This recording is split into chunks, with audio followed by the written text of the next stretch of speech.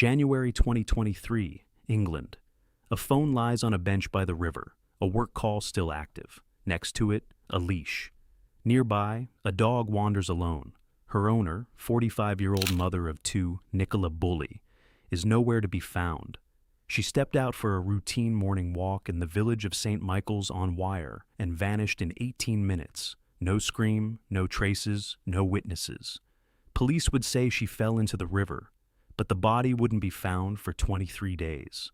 In that time, the case would rack up 387 million views on TikTok, an army of self-appointed detectives, and a scandal that fractured public trust in the police.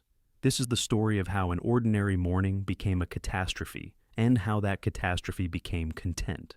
On the 27th of January 2023, in the village of St. Michael's on Wire, Lancashire, an ordinary morning begins. Nicola Bully, a 45-year-old mortgage advisor and mother of two daughters, aged 9 and 6, leaves home at 8:26. She does what she does every day, drops the girls at school, exchanges a few words with another parent at the gates, and heads out to walk the dog. Her Springer Spaniel Willow knows the route as well as her owner does. The path along the river Wire, the field, the bench overlooking the water. Nicola had walked this route hundreds of times. At 8:53, she sends an email to her boss. 6 minutes later, a message to friends. At 9:01, she joins a work call on Microsoft Teams. She walks along the path, the dog running free beside her off the leash.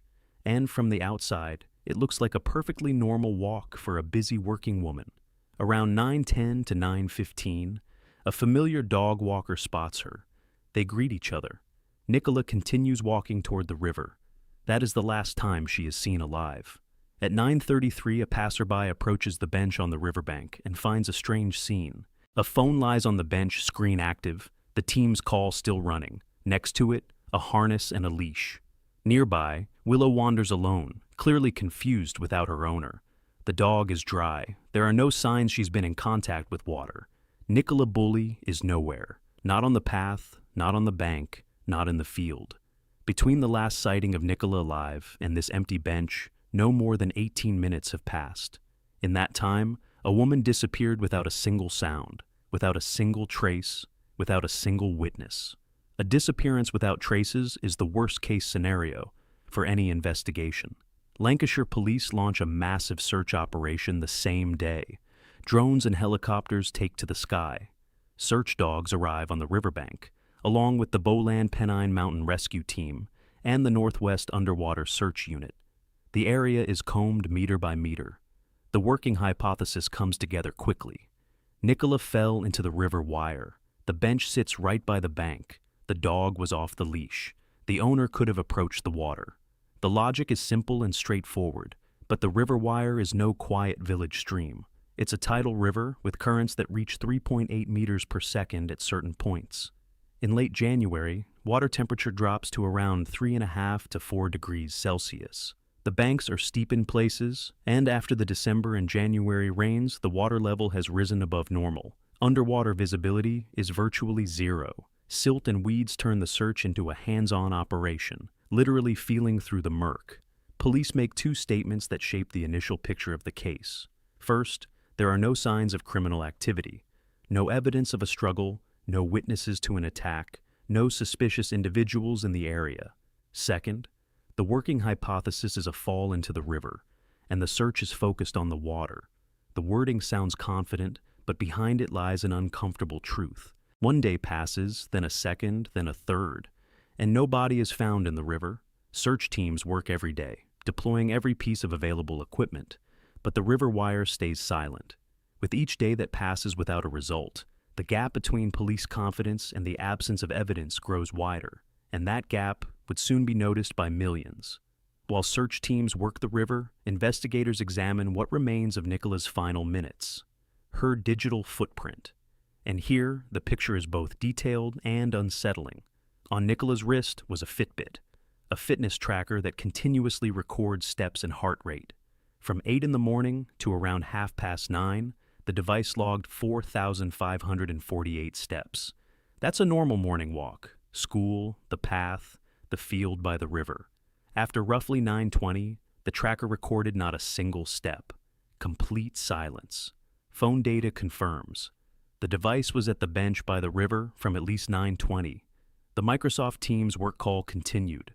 Nicola remained connected but wasn't participating in the conversation. Her colleagues on the other end of the line heard nothing unusual, no scream, no splash, no sounds of a struggle, just silence. Willow, the dog found near the bench, was completely dry. Not a single sign that she had gone into the water or even approached the bank. The harness and leash were lying on the bench. Nicola had removed them herself to let the dog run free, a familiar gesture she repeated every day. The digital data paints a picture where there's no room for drama. A woman was working on the phone, let the dog off the leash, set her things on the bench, and ceased to exist. Not a single sensor captured the moment of transition from normal life to disappearance. The Fitbit recorded steps, then stopped. The phone was receiving a call, then sat alone on the bench. Between normal life and vanishing, there is no intermediate event, or at least none that can be detected. It's precisely this inexplicability that transforms the Nicola Bulley case from a local incident into a national obsession. A week goes by. No body, no new facts, police repeating the same line. Working hypothesis is the river, no signs of foul play. For the media, it's the perfect story. A mother of 2 small children, an ordinary morning, a quiet village, an empty bench by the river, and not a single answer. Social media picks up the story at a speed traditional outlets simply can't match. On TikTok, the hashtag Nicola Bulley racks up tens of millions of views in a matter of days. Self-proclaimed detectives launch their own investigations, analyzing satellite images, studying local maps, picking apart CCTV footage frame by frame. Theories multiply by the hour: kidnapping, a serial offender operating in the area, involvement of someone close to her. Every theory finds its audience. Everyone looks convincing to those who want to believe it. Lancashire police find themselves in a situation they're not prepared for. Over the course of a month, the press office logs more than 500 calls from media outlets and 75,000 incoming comments on social media. On one peak day alone, 6,500 articles about the case appear in international publications. The information vacuum becomes a physical force, sucking in facts, speculation, and outright lies, mixing them together and presenting the result as the picture of the case. Nicola's family addresses the public through intermediaries. Her daughters plead, "We just want Mum to come home." But that voice drowns in a current that is already impossible to control.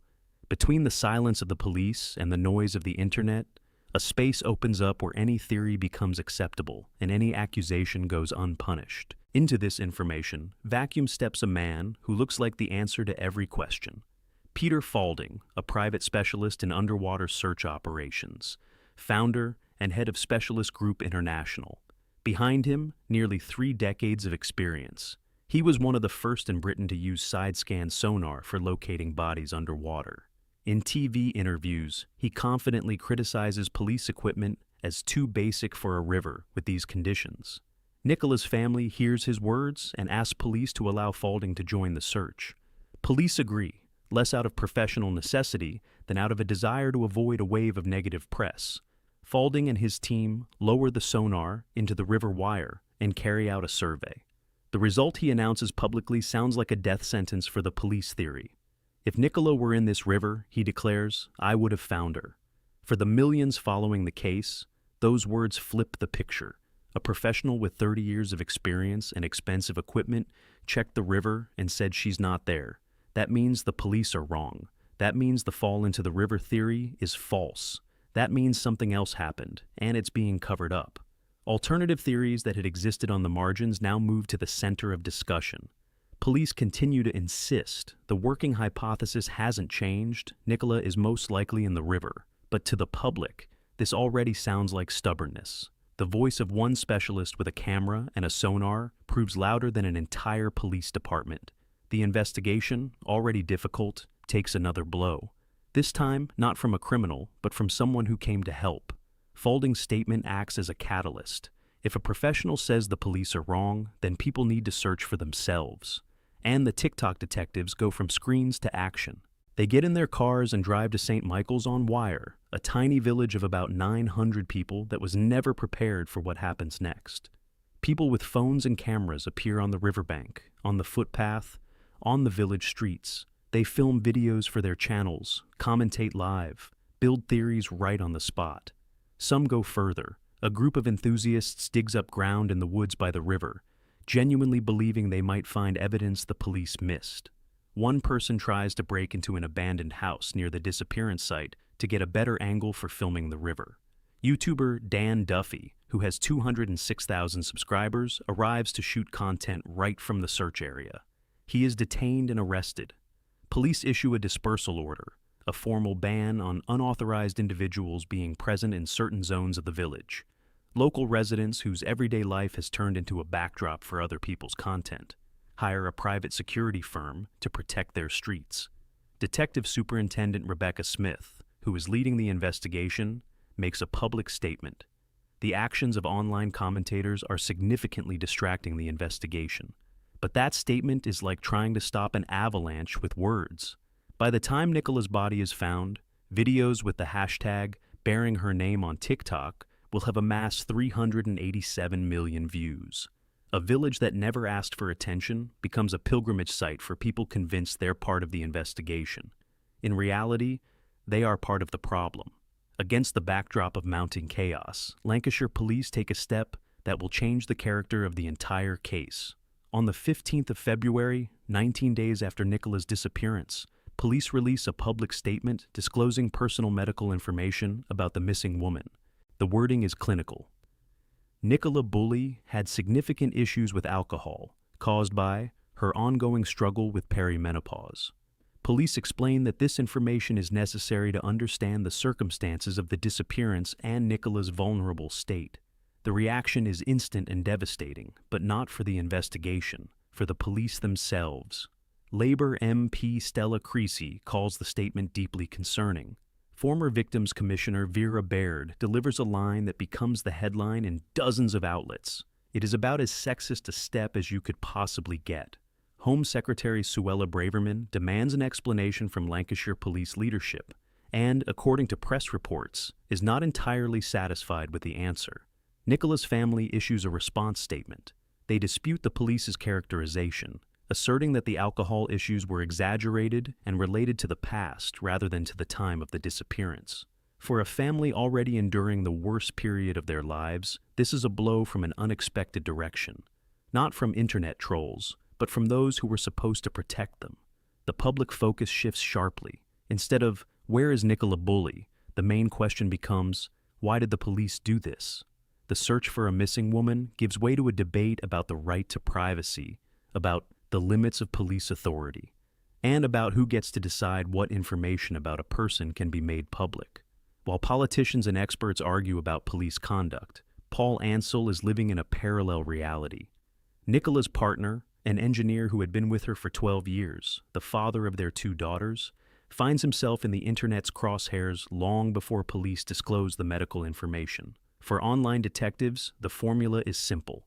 If a woman disappears, the first suspect should be the man beside her. Facts, evidence, proof, all of it secondary. What matters is the narrative. Paul starts receiving messages from strangers. "We know what you did. You can't hide. You'll pay for this." These messages arrive daily, first in dozens, then in hundreds. Police have not a shred of evidence against him. The investigation repeatedly and publicly confirms that the partner has been completely ruled out as a suspect. But for the online accusation machine, that's not an argument. It runs on its own rules, and it needs neither evidence, nor a trial, nor the presumption of innocence. Paul continues to participate in the search. He gives interviews, appeals to the public for help, tries to keep it together for his daughters. His girls are 9 and 6. They've been living without their mum for 3 weeks now and don't understand what's happening. The family is caught in a double trap. On one side, the grief of losing a loved one, the uncertainty, the fear. On the other, a torrent of hatred from people who have never seen Nicola or Paul but are certain they're right. Every time Paul appears on camera, it's dissected for suspicious behavior, the wrong look, the wrong words, the wrong emotion. Grief, passed through the filter of social media, stops being grief. It becomes content. On the 19th of February, a Sunday, 23 days after Nicola's disappearance, two Lancashire residents go for a dog walk along the River Wyre. They choose a route near Rawcliffe Road, a spot roughly a mile downstream from the bench where Nicola's phone was found. At 11:35, they call the police. There is a body in the river. The following day, the 20th of February, Lancashire police issue an official confirmation. The body found belongs to Nicola Bulley. 23 days of searching. Thousands of hours of work by professional rescue teams. Drones, helicopters, underwater scanners, mountain rescue, search dogs. Hundreds of thousands of online discussions. Millions of views on TikTok. Tens of thousands of self-appointed investigators. And in the end, the body is found by ordinary passersby, by chance, during a Sunday walk. Nicola was in the river, exactly where police had suspected from day one.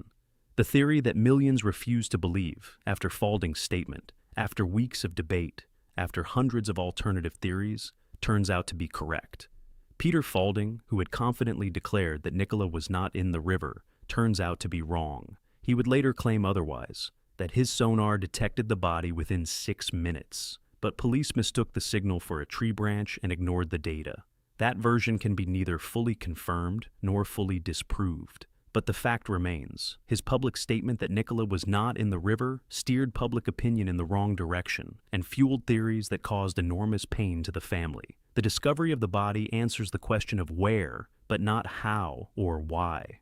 Those answers come from the coroner's inquest, held on the 26th and 27th of June, 2023 in Preston. The two-day hearing, presided over by Lancashire's senior coroner, Dr. James Adderley, brings together key experts and witnesses. And it is here, 5 months after the disappearance, that science reconstructs what neither cameras nor witnesses were able to capture.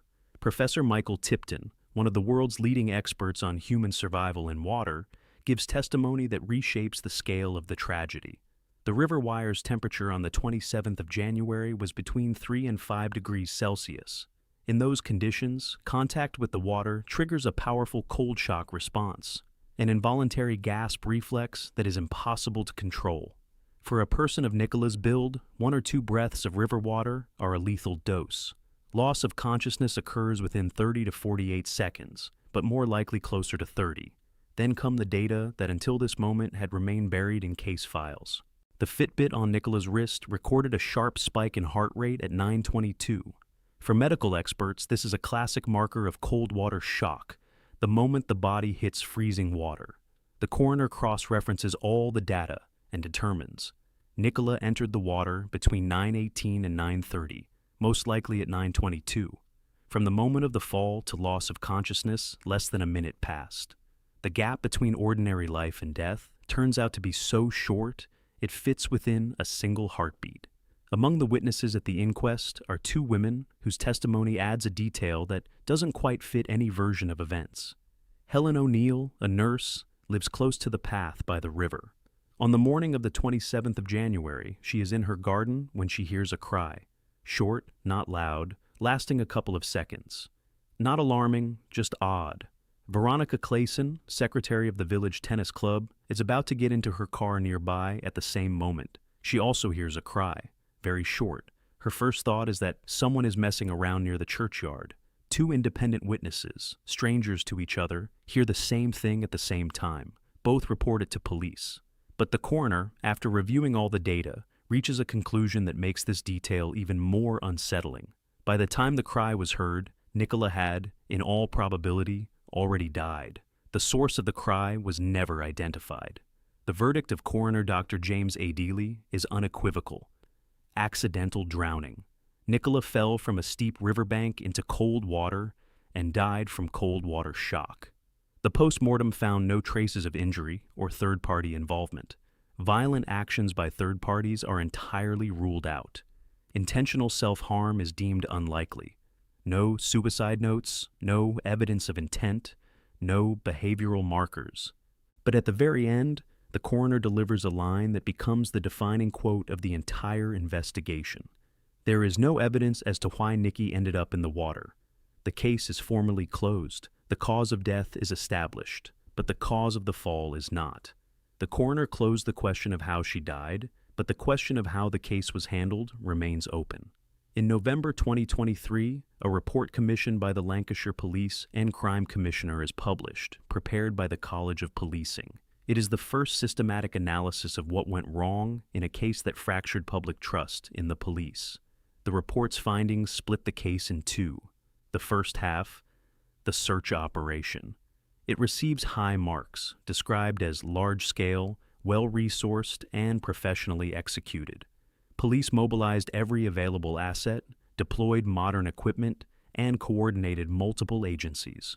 On the search front, there are no complaints. The second half, communication. And here the picture is the opposite. The case was not classified as a critical incident, despite fully meeting the national definition. That decision meant police failed to activate specialized media management protocols and lost control of the information landscape at the earliest stage. The disclosure of Nicola's personal medical data is described in the report bluntly: avoidable and unnecessary. Police could have given journalists a closed background briefing that would have helped steer coverage without making private information public. Instead, they put medical details into a public statement and triggered a political scandal that overshadowed the investigation itself. The report notes that at one press conference, police misled journalists. Peter Falding's actions are assessed cautiously. His public statements created additional complications for the investigation and undermined public trust. Oversight bodies, the IOPC and the Information Commissioner, brought no formal charges against the police, but pointed to specific areas requiring improvement. Following the report, the College of Policing issues recommendations for all police forces across the country. Recommendations are the language of institutions, but beyond reports and protocols, there remains the human cost of what happened. In October 2024, the BBC releases a documentary called The Search for Nicola Bulley, in which Paul Ansell speaks in detail for the first time about what his family went through during those 23 days and after. He uses a single word to describe what was born from the public interest in Nicola's disappearance: monster. At first, it all looked different. When Nicola vanished, the family welcomed the attention. The more people who knew, the better the chance someone would see something, notice something, help. Public interest seemed like an ally. But that ally mutated. Interest turned into obsession, obsession into aggression, aggression into a content industry. Thousands of TikTok videos with investigations that investigated nothing. Accusations that destroyed the lives of real people. Threats that arrived every single day. Paul describes how strangers sent him messages with accusations. How every public appearance was analyzed for suspicious gestures, wrong words, insufficient or excessive emotion. How his daughters existed in a world where mom is gone and dad is being accused by strangers on the internet. 387 million views on TikTok. Not a single one of those content creators found anything that helped the case. Not a single one brought anyone closer to an answer. Not a single one eased the family's suffering. The Nicola Bulley case becomes a watershed moment, the point at which society starts asking, what does a people's investigation turn into when there is no accountability, no consequences, and no conscience behind it? The coroner gave an answer to how Nicola Bulley died. She fell from a steep bank of the River Wyre into water at roughly 4 degrees. Cold water shock, an involuntary gasp reflex impossible to defend against, robbed her of consciousness within seconds. No one could have saved her, not a passerby, not a rescue worker, not she herself. Less than a minute passed between an ordinary walk and death. But one question the coroner could not close, and he honestly admitted it: why she ended up in the water. She lost her footing on a wet bank. She stepped too close to the edge watching the dog. She slipped on a path eroded by winter rains. Any of these is possible. None is proven. The Nicola Bulley case is closed legally, but remains open in memory. It changed the rules. The College of Policing issued recommendations on working with the media and social networks that now apply to every police force in England. It posed a question that still has no clear answer. Who does the story of a missing person belong to? The family, the police, or the millions of strangers with phones who decide they have the right to investigate, accuse, and judge? Nicola Bulley left her house on the 27th of January 2023 to take her daughters to school and walk the dog. She followed a route she knew by heart, sent work emails, joined a work call, let the dog run free, set her phone on the bench, and never came back. Between routine and emptiness, no more than 20 minutes passed. Sometimes that's all it takes for a life to end, and for chaos to begin that continues to this day. October 2022, Savannah, Georgia. A 22-year-old woman calls emergency services and reports that her youngest son is missing from home. He's 20 months old. The front door is open, and the toddler is nowhere to be found. Police launch a search. But a week later, investigators make a statement that flips the entire case on its head. They believe Quentin Simon is dead, and his mother is the prime suspect. What follows is one of the most grueling investigations in Chatham County history. 30 days of searching a landfill, over 1 million pounds of trash sifted through by hand, and a question that investigators will never be able to answer directly. What exactly happened that night in the house on Buckhalter Road? The house on Buckhalter Road in suburban Savannah belongs to Billie Jo Howell, a woman in her 50s trying to hold together something that's been falling apart for a long time. Under one roof live Howell herself, her 22-year-old daughter, Leilani Simon, Leilani's boyfriend Daniel Youngkin, and Leilani's 3 small children from different fathers. Formal custody of 20-month-old Quentin and his older brother belongs to the grandmother, a decision made by Georgia's Division of Family and Children's Services, DFCS, back when Quentin was just 5 months old. The reasons are standard for cases like this. The mother had an open case with child services, serious substance abuse problems, a burglary charge, an unstable lifestyle, and an inability to provide a safe environment for the youngest members of the family. But formal custody is just paper, and paper doesn't lock the front door or stand between a child and the person who poses a threat. In reality, the mother continues to live in that very same house, sees the children every day, is left alone with them, feeds them, puts them to bed, yells at them. DFCS drew up a safety plan, but never followed up on whether it was being carried out. Between legal protection and actual safety, a gap forms, quiet, invisible, growing. A home that should be a refuge turns into a place where official rules and real life run on parallel tracks. Those who can't leave, can't call for help, can't even articulate what's happening, become hostages to this disconnect. The paperwork says one thing, life says something else entirely, and none of those whose job it is to notice actually notice the difference. Or they notice, but don't consider it sufficient grounds for intervention because technically all procedures have been followed, all documents signed, and everything looks fine in the reports. In September 2022, the gap begins to widen rapidly. On September 7th, police are called to Buckhalter Road, a domestic dispute between Leilani and her mother. The argument starts over household chores, but quickly escalates into something bigger. Mutual accusations, shouting, physical contact. Police arrive, log the call, and leave. No consequences. The next day, September 8th, Billie Jo files eviction papers against her daughter, Ann Youngkin, writing in the application simply and hopelessly. The couple damage property, and nobody lives in peace. On September 28th, the state of Georgia orders Leilani to pay child support to her own mother for the care of her own children. $150 a month, starting November 1st. Alongside the family conflict, Leilani's relationship with Youngkin is also falling apart. He complains about constant invasion of his personal space, the chaos she brings into every day, the constant lateness to work because of nighttime arguments.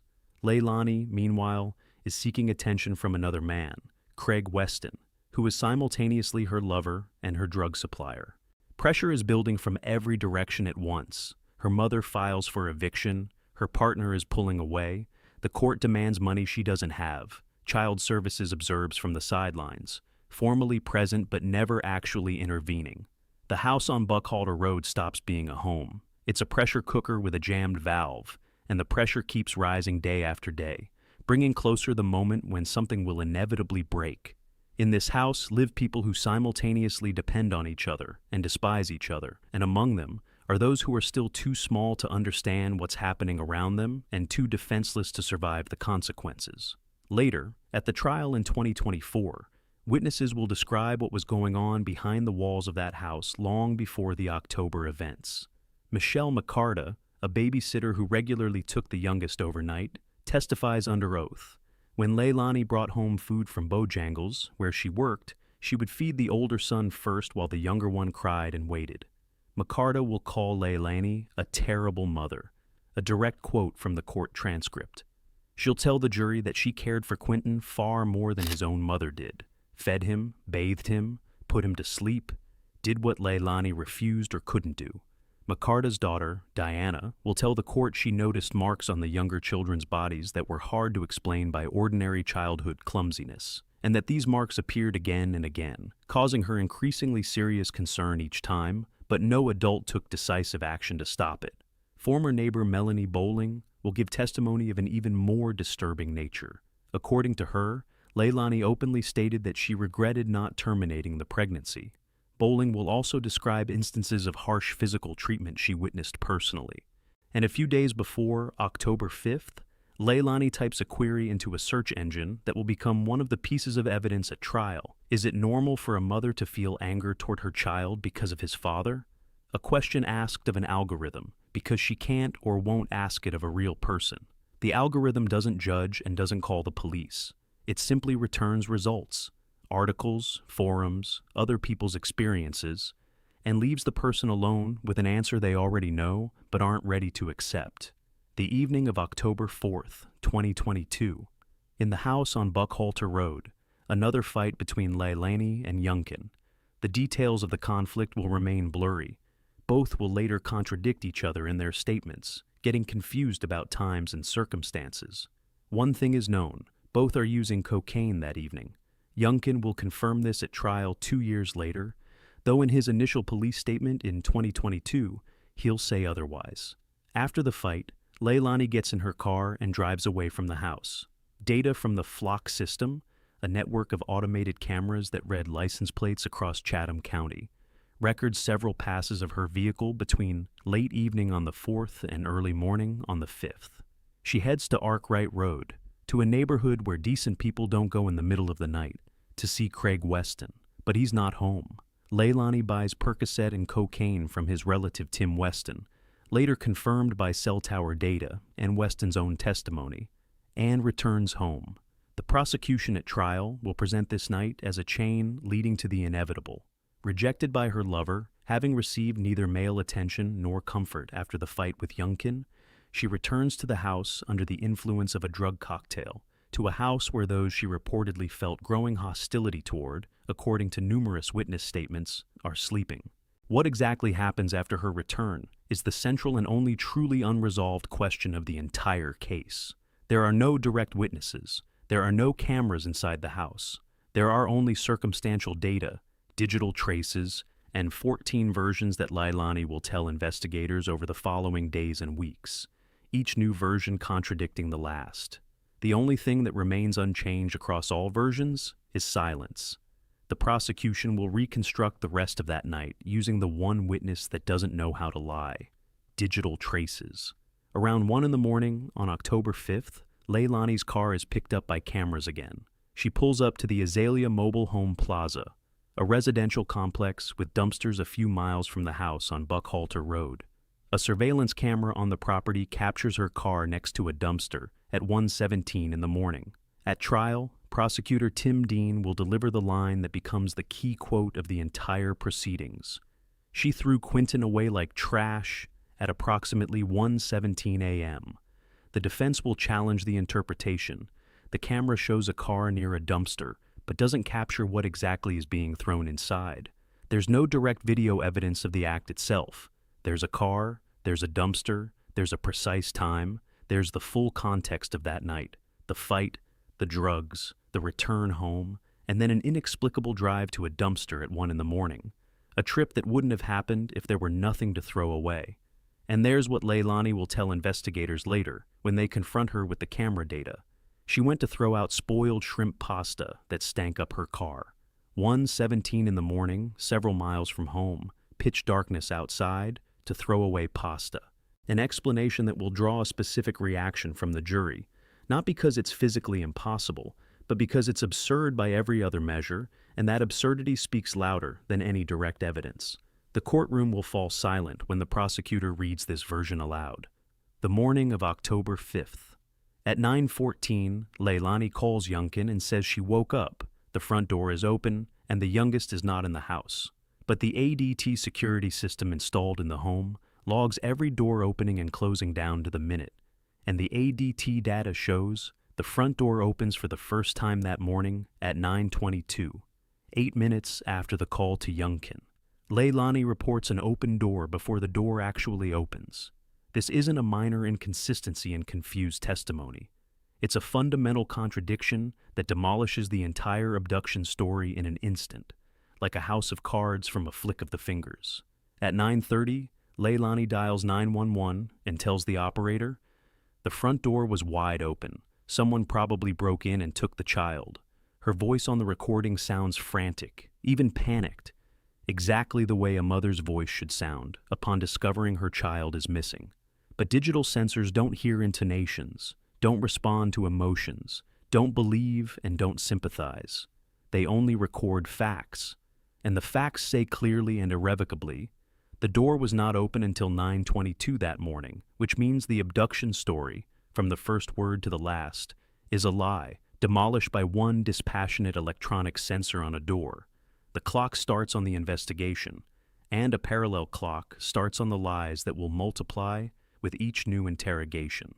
Chatham County Police respond by the standard protocol: search teams, tracking dogs, helicopters. The area around the house combed grid by grid.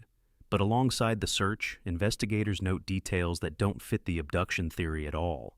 Leilani's behavior doesn't match what criminalists typically observe from someone in such a situation. Police Chief Jeff Hadley answers reporters cautiously at a press conference.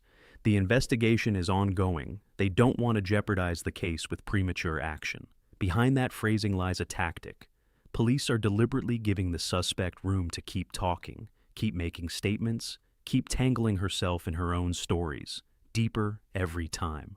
On October 12th, exactly 1 week after the disappearance, Hadley and FBI representatives step before the press and say what everyone feared but was prepared for. They believe Quinton is dead. Leilani Simon is named the sole suspect in the case.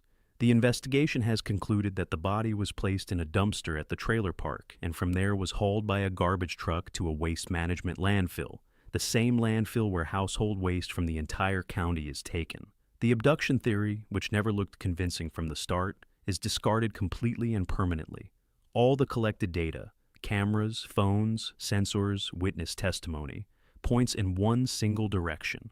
Now begins the part of the investigation that will make it into criminology textbooks, not because of elegant deduction or cutting-edge technology, but because of pure, unbearable, grinding physical labor under conditions most people can't even imagine, at a landfill, among tons of household waste, in suffocating heat and a stench that no protective mask or respirator can block.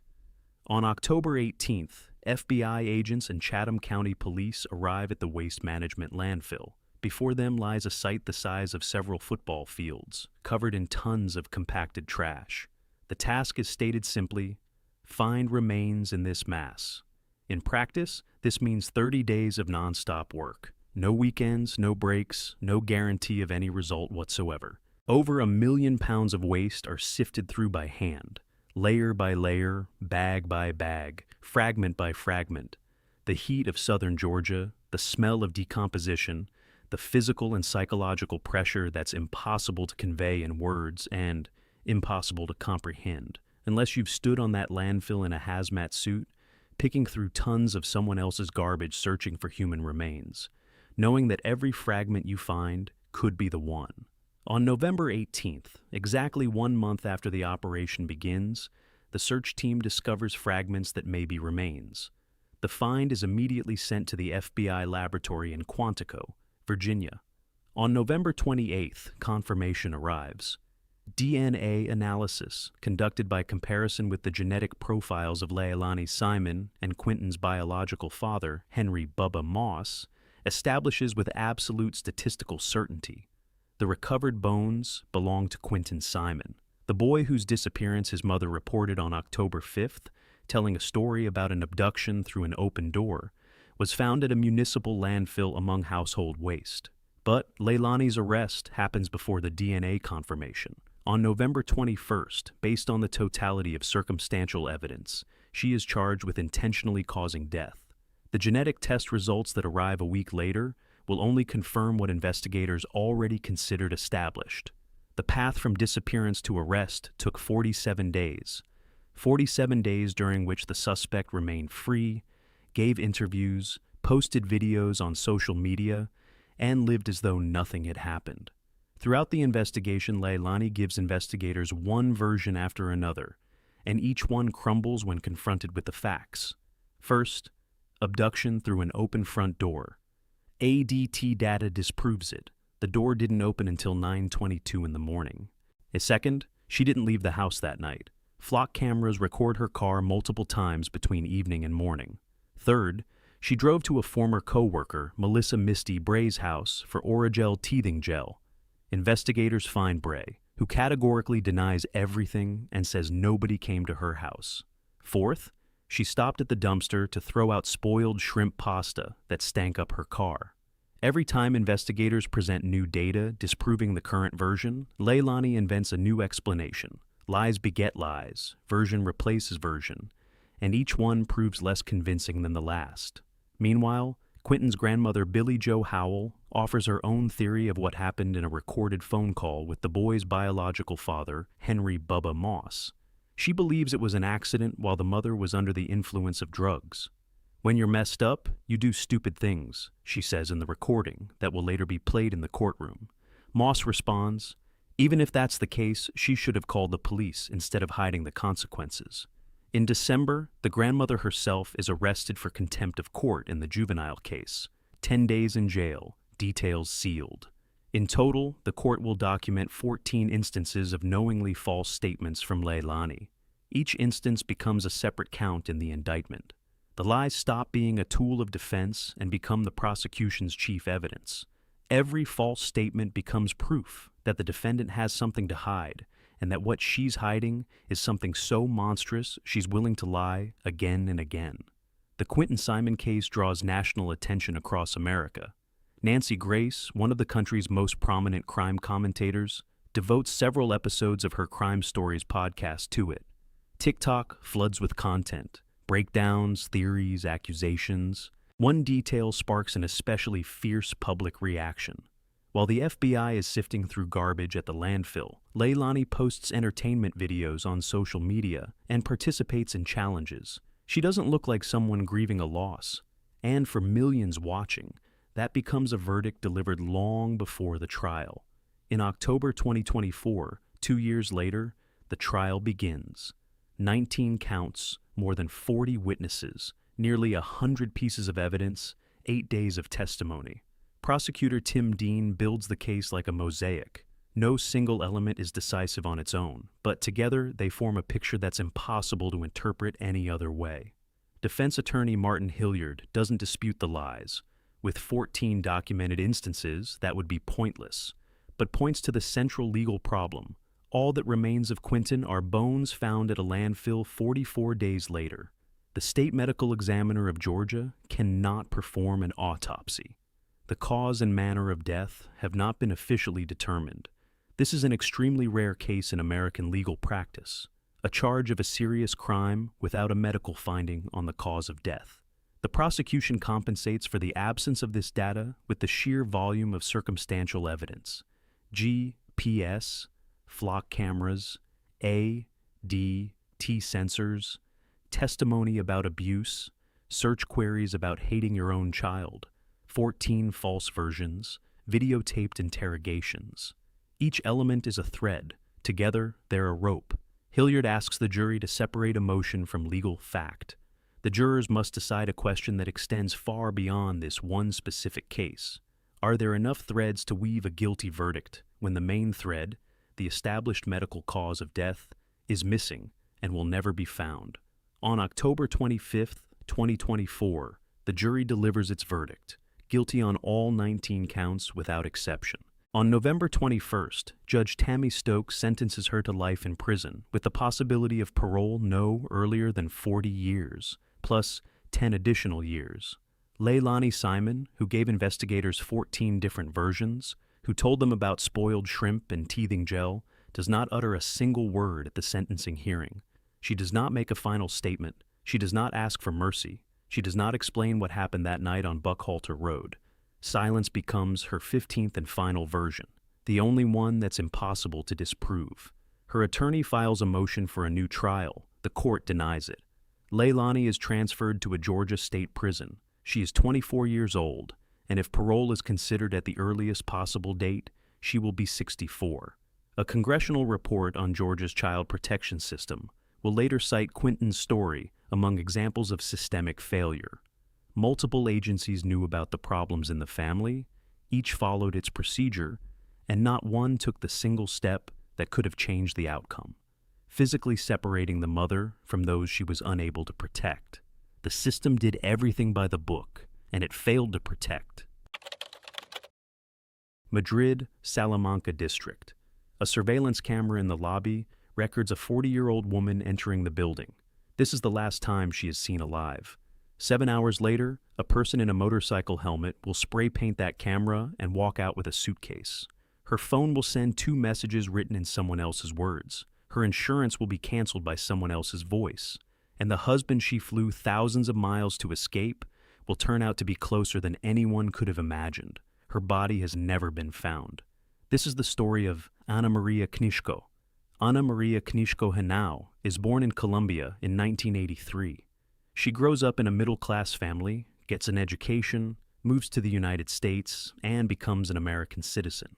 In Florida, she meets David Nichko, a Serbian man who grew up in the suburbs of Fort Lauderdale.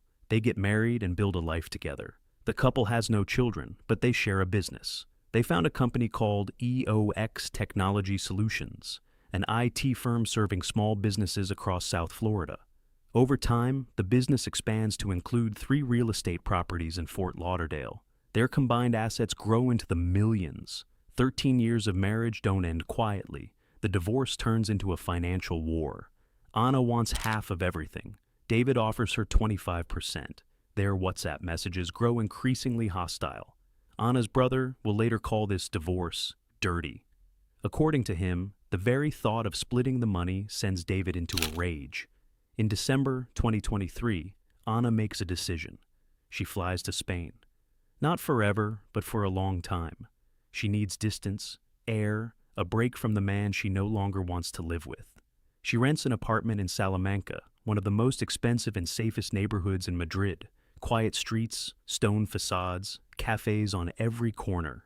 Ana tells a friend that for the first time in ages, she feels at peace. She travels to Austria with a friend in January. She makes plans. She believes the worst is behind her. She is far from David, and that distance feels like protection. But distance is not a wall. It can be crossed.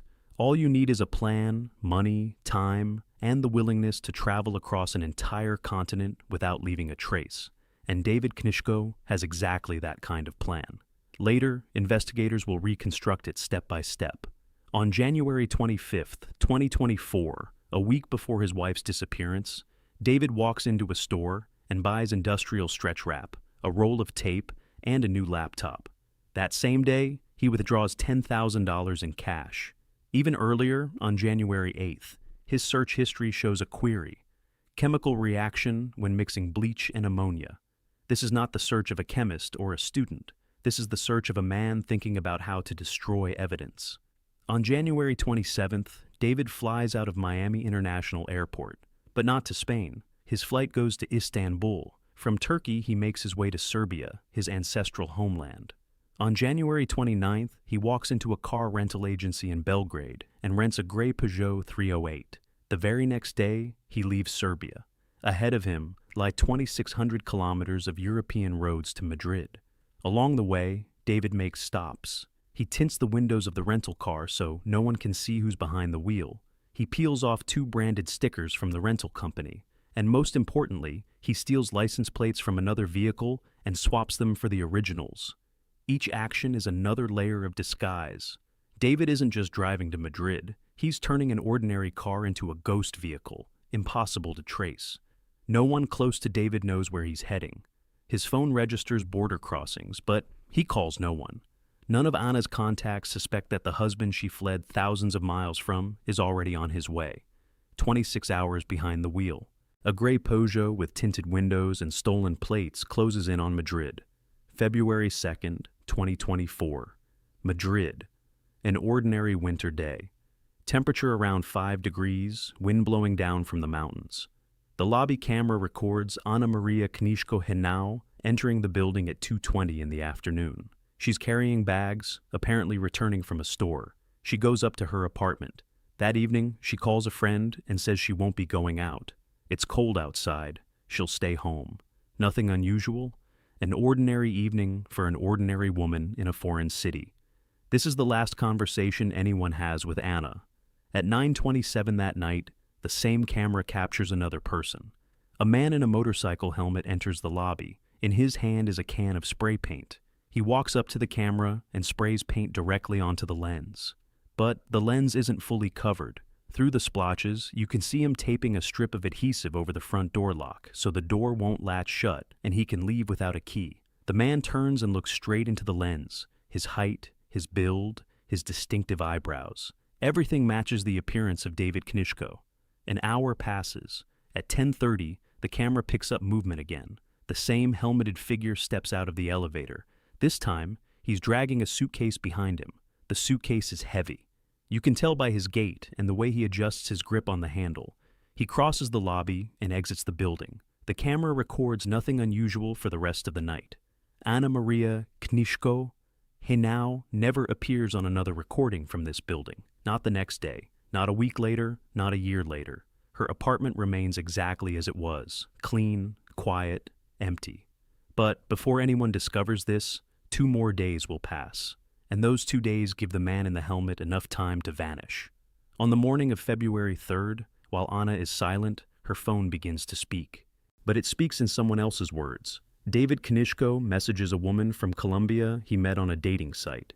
He asks her for a favor. Translate 2 short messages into perfect Colombian Spanish. Not Castilian, not Mexican. Specifically Colombian. Because Anna is from Colombia and her messages need to sound like she wrote them herself. The woman translates the texts and sends them back. A few hours later, Anna's best friend receives a message from her number. It reads, "I met someone wonderful. He has a summer house 2 hours from Madrid. We're heading there, and I'll spend a few days." A second message goes to Anna's brother, Juan Henao. The tone is light, excited, almost carefree. But the friend and the brother don't buy it. Something is off. The style doesn't sound like Anna. The words are wrong. The phrasing is different. Anna never wrote like this. Not in Spanish, not in English. She wouldn't leave with a stranger without telling someone in advance. She wouldn't abandon her plans. She has a train to Barcelona booked for February 5th, the ticket already purchased. Anna's phone goes dark shortly after those messages. It never comes back online. Not a single call, not a single messenger login, not a single ping to a cell tower. The number those messages came from goes silent forever. Whoever wrote those lines was counting on buying time, creating a window of several days so no one would look for Anna too soon. And the calculation nearly worked. Nearly, because the people who truly knew Anna immediately sensed something false in every word. On February 4th, Anna's friend walks into a police station in central Madrid and files a missing person report. She tells them about the strange messages, the silent phone, the fact that Anna hasn't been in contact for 2 days. Police dispatch a unit to check. Officers arrive at the building in the Salamanca district. The apartment is locked from the outside. The deadbolt is turned with a key, not just clicked shut. This is the first detail that doesn't fit the story of a voluntary departure. If Anna left with a new acquaintance, she would have locked the door from the inside or simply pulled it shut. But the door is locked as if someone left last and locked up behind them. Inside, everything is in place. Furniture hasn't been moved. Nothing is scattered. There are no signs of a struggle, no stains on the floor. Federal forensic experts who examine the apartment later will confirm. No traces of blood were found. This is a fact that allows 2 interpretations. Either nothing violent happened in the apartment, or whoever was here knew how to clean up after themselves.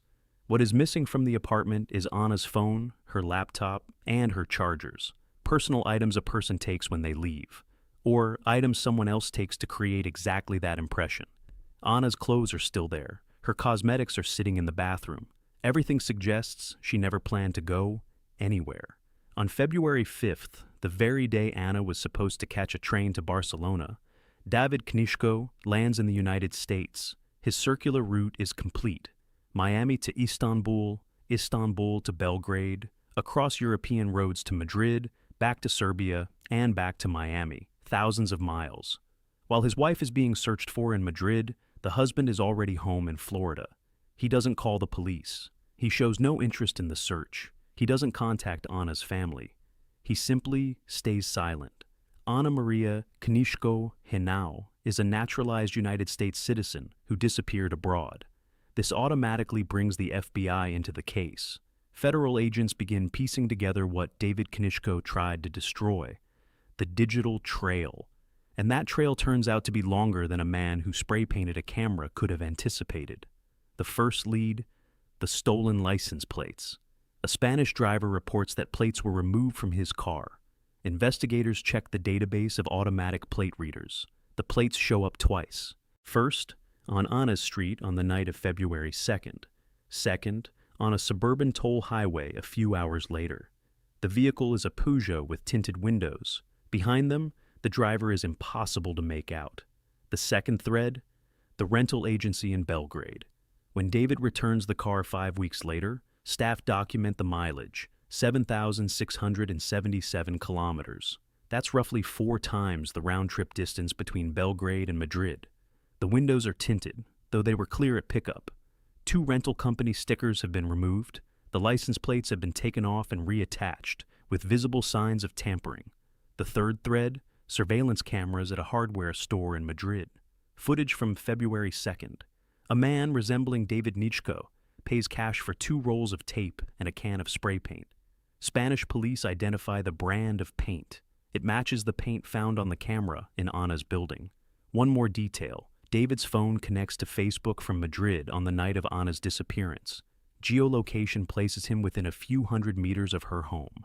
Each piece of evidence on its own is circumstantial. The license plates, the mileage, the tape, the paint, the window tint, the geolocation.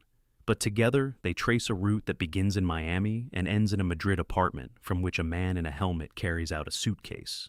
But a route is not yet a motive. Circumstantial evidence says David was in Madrid. It doesn't say why. And then investigators find the notebook, an ordinary journal with handwritten entries seized during a search of his belongings. On one page, a quote attributed to Joseph Stalin, "Death solves all problems. No man, no problem." On another, a phrase attributed to Winston Churchill, "When you have to kill a man, it costs nothing to be polite." Prosecutors will present these entries to the court as evidence of what they call a killer's mindset. The defense will object. Quotes from historical figures don't prove intent. People write down aphorisms for all sorts of reasons. But in the context of this case, those lines hit differently, because alongside them are other digital traces. On January 8th, 3 weeks before Anna's disappearance, David searches online for information about the chemical reaction when mixing bleach and ammonia. This is not innocent curiosity. Mixing these substances produces a toxic gas called chloramine. It's used for disinfection or for destroying biological evidence.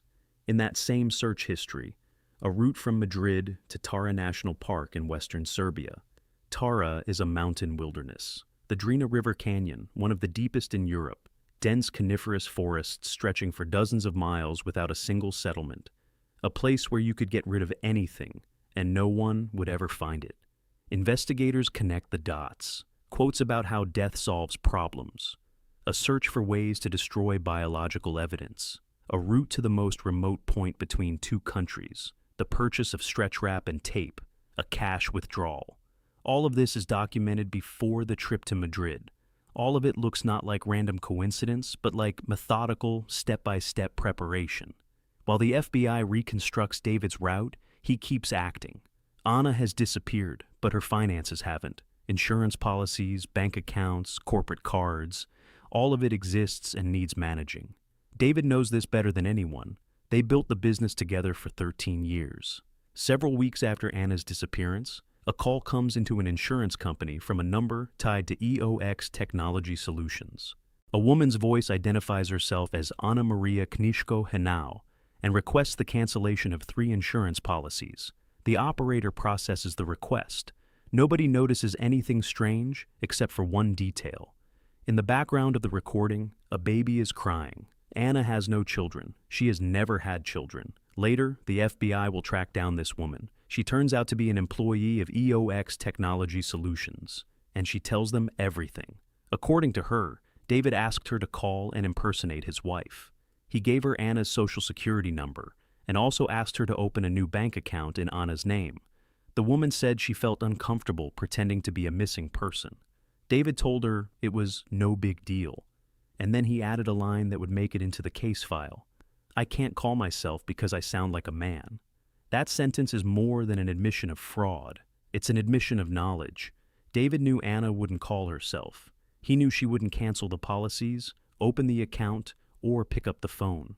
He acted on her behalf not because she was busy. He acted because he knew she never could again. And that certainty, displayed just weeks after her disappearance, would become one of the most powerful pieces of circumstantial evidence in the case. 3 months pass. Anna has not been found. Her phone is silent. Her apartment in Madrid sits empty. Spanish police work with the FBI through Interpol. Anna's family speaks to the press and pleads for help. But the case keeps moving. The FBI builds its chain of evidence from the rental agency in Belgrade to the camera in a Madrid lobby, from search queries to fake text messages. On May 4th, 2024, David Knishko boards a flight from Belgrade and lands at Miami International Airport. He's returning from Serbia. Perhaps he believes time is on his side.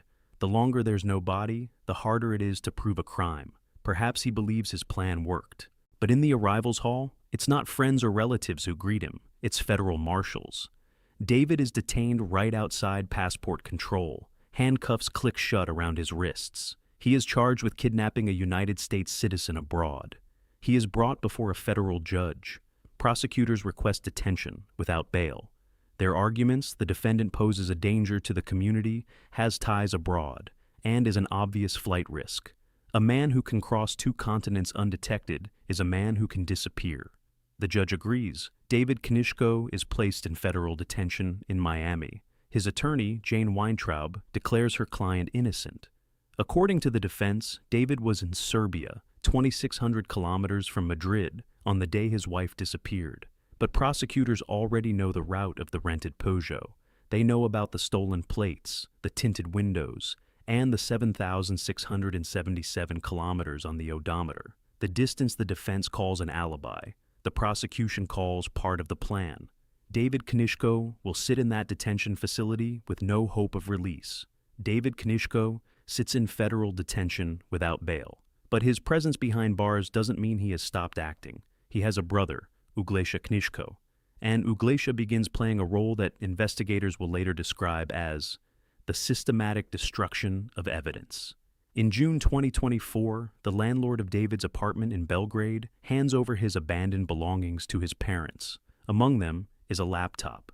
This is the very computer that investigators believe may contain data about the route, the correspondence, and the plans. But the laptop vanishes. The FBI will never recover it. Then, Uglesia gains access to American Express corporate accounts registered in Anna's name. He calls the company and attempts to impersonate her, deliberately altering his voice. A federal warrant will note that he attempted to alter his voice to sound like the victim, the same scheme David used with his employee, only now his brother is running it. In July, another incident occurs. David's iPhone, which the FBI seized at arrest and is holding as evidence, is suddenly registered in Apple's system as lost or stolen. Apple automatically locks the device. Even with the passcode, agents can no longer access the data. Someone filed the claim from outside, and investigators believe it was Uglesia acting on David's instructions. From prison, David regularly emails his brother. In these messages, he asks Uglesia to transfer hundreds of dollars to other inmates. The FBI believes these payments are for services, passing messages and maintaining communication channels that can't be monitored through official systems. No charges have been filed against Uglesia, but his name appears more and more frequently in court documents as the man who is methodically building a wall between David and justice. In November 2024, 9 months after Anna's disappearance, a grand jury in Miami returns a superseding indictment. David Knishko faces 3 charges. The first, kidnapping resulting in death. The second, domestic violence abroad resulting in death. The third, the killing of a United States citizen on foreign soil. Each of these charges carries a maximum sentence. Prosecutors consider seeking the death penalty, but in January 2025, they officially declined to pursue it. The case is built entirely on circumstantial evidence. Anna Maria's body has not been found. The FBI conducts search operations in Spain. Agents examine areas outside the city, study highway shoulders, and trace the routes traveled by the Peugeot with stolen plates. The FBI releases the surveillance footage to the public, hoping for witness assistance. But there are no results.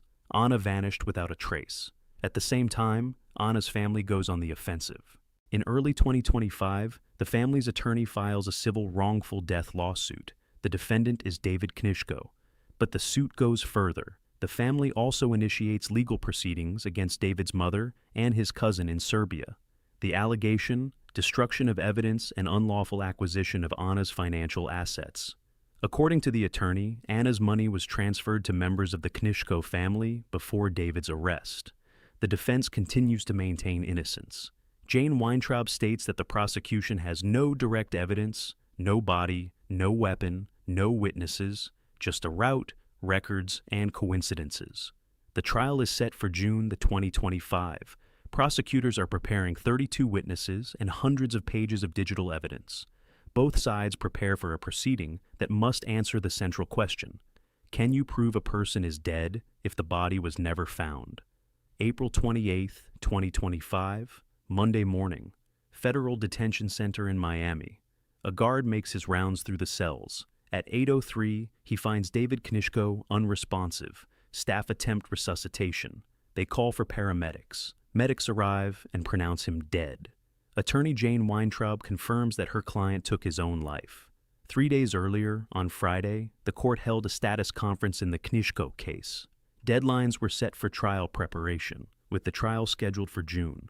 Prosecutors and the defense exchanged documents. Everything was heading toward trial. David knew that, in a matter of weeks, he would sit before a jury and hear every piece of evidence: the notebook, the paint, the plates, the suitcase, the employee's voice, the words, "no man, no problem." His death ends the criminal prosecution. The case is closed. There is no longer a defendant. But the family's civil lawsuit continues. Juan Henau's attorney states that the family will not stop until legal responsibility is established and the assets are returned. The body of Ana Maria Knishko Henao has never been found. Not in Spain, not in Serbia, not anywhere else. Tara National Park, the route to which David searched for online, remains unsearched in its entirety. The Drina River Canyon runs deep. The forests are dense. The only person who knew what happened in that Madrid apartment on the evening of February 2nd took the answer with him.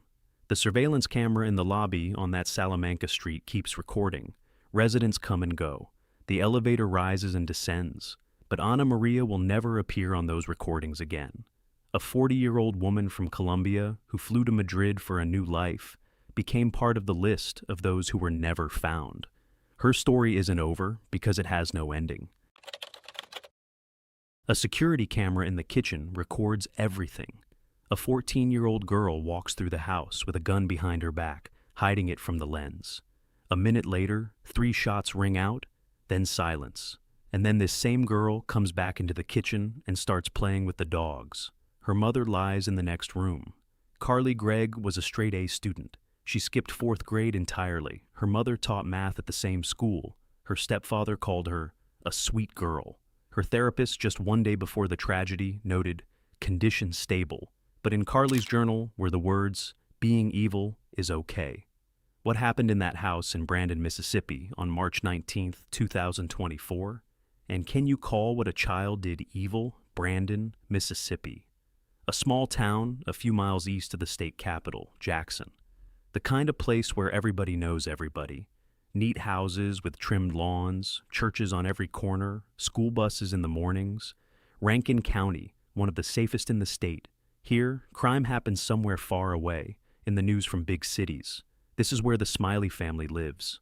Ashley Nicole. Smiley, 40 years old, teaches math at Northwest Rankin High School. Colleagues respect her, students appreciate her.